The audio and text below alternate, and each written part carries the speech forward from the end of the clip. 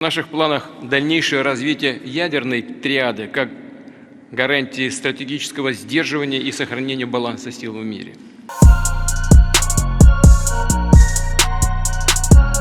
Presiden Rusia Vladimir Putin tak henti melakukan cyber kepada dunia soal kekuatan nuklir negaranya.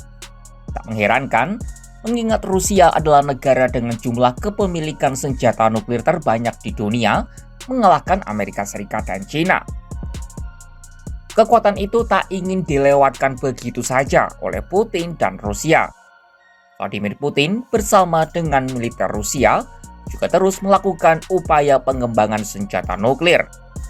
Sahabat Kompas.com mungkin sudah tidak asing dengan inovasi senjata nuklir Rusia terkini seperti rudal Sarmat atau rudal Kinzhal. Namun Putin ternyata masih belum puas. Dalam sebuah pidatonya pada Jumat 21 Juni 2024, Presiden Rusia itu mengatakan negaranya akan melakukan pengembangan lebih lanjut soal triad nuklir. Ia secara gamblang menginginkan nuklir Rusia bermanfaat bagi dunia, khususnya keseimbangan kekuatan dan pencegahan kemungkinan terburuk. В наших планах дальнейшее развитие ядерной триады как гарантии стратегического сдерживания и сохранения баланса сил в мире. Безусловно, будем укреплять потенциал, повышать боевые возможности всех видов вооруженных сил и родов войск, ставить на боевое дежурство гордость наших конструкторов, инженеров, рабочих, новейшие комплексы, которые подтвердили свои качества, действительно уникальные характеристики. Вести работу над перспективными образцами. Nah, apa itu triad nuklir? Apakah ini sebuah strategi baru Putin untuk menguasai dunia?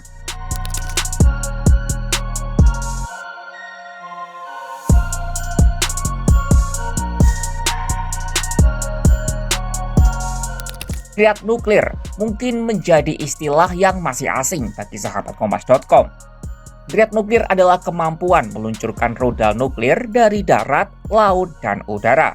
Artinya, ketiga matra militer dari negara tersebut harus memiliki amunisi serta kemampuan untuk mengoperasikan senjata nuklir. Contohnya gimana tuh? Yuk kita mulai dari peluncuran dari darat dulu ya. Di darat, rudal nuklir dapat diluncurkan dengan beberapa cara, misalnya di silo atau lewat kendaraan taktis yang telah dipasangi peluncur. Sementara di laut, sejauh ini rudal nuklir dapat diluncurkan lewat kapal selam. Untuk rudal ini disebut dengan Submarine Launch Ballistic Missile atau SLBM. Lalu bagaimana caranya jika dari udara? Kalau ini, sahabat Kompas.com bisa mengingat-ingat peristiwa yang terjadi di Hiroshima dan Nagasaki pada tahun 1945. Tragedi itu menjadi contoh peluncuran senjata nuklir dari udara, yakni menggunakan pesawat pengebom. Nah, awalnya triad nuklir merupakan strategi utama militer Amerika Serikat saat Perang Dingin melawan Uni Soviet. Namun Uni Soviet juga ikut-ikutan mengembangkan triad nuklir meski tidak semasif AS. Saat itu, triad nuklir dikembangkan sebagai jawaban dari rasa was-was atau skeptisisme masing-masing negara jika terjadi serangan pertama dari rival mereka itu. Lalu mengapa Putin ingin kembali mengembangkan strategi ini?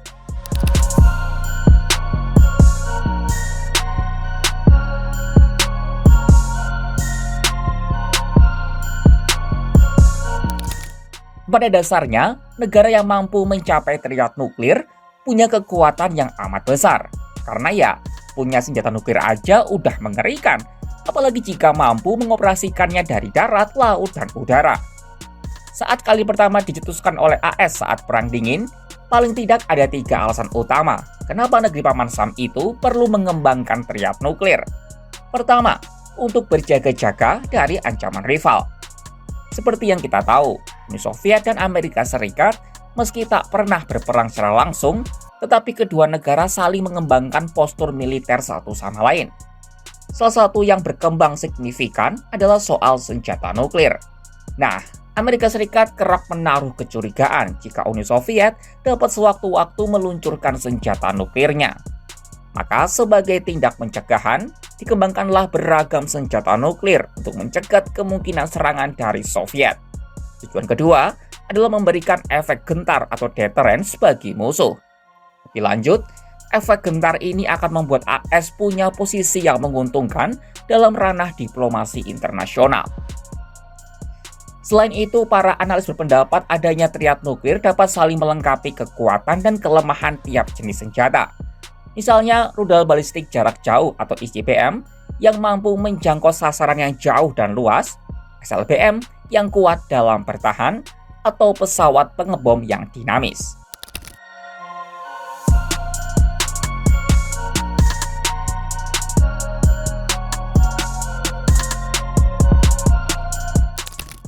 Setelah kita membahas soal penjelasan dan fungsi dari triad nuklir, pertanyaan berikutnya adalah sampai sejauh mana progres triad nuklir dari Rusia?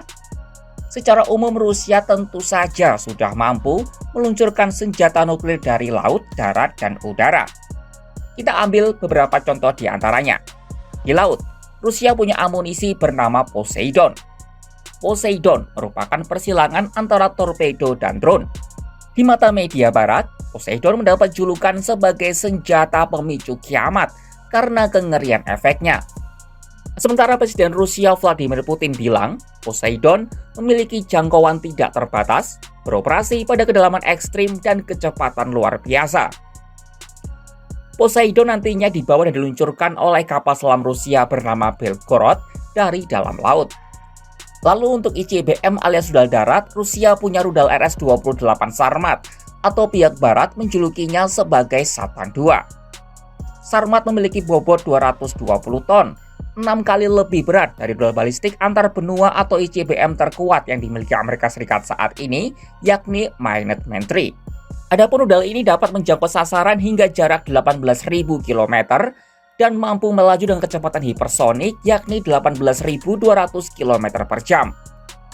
Yang terakhir dari matra udara, Rusia punya Sang Belati alias rudal Kinzhal. Di dalam perkembangan terbaru, rudal ini dipasang di jet tempur pengebom Rusia Su-34. Sebelumnya, Kinzhal dibawa oleh pesawat pencegat tempur MiG-31K yang sudah dilengkapi dengan peralatan khusus. Dan pada pertengahan Juni 2024 ini, Moskwa juga baru saja memperkuat kekuatan nuklirnya dengan melakukan latihan bersama Belarus. Adapun Belarus adalah negara yang menerima senjata nuklir Rusia untuk ditempatkan di negara mereka. Dalam latihan ini, militer kedua negara mencoba berbagai senjata nuklir taktis.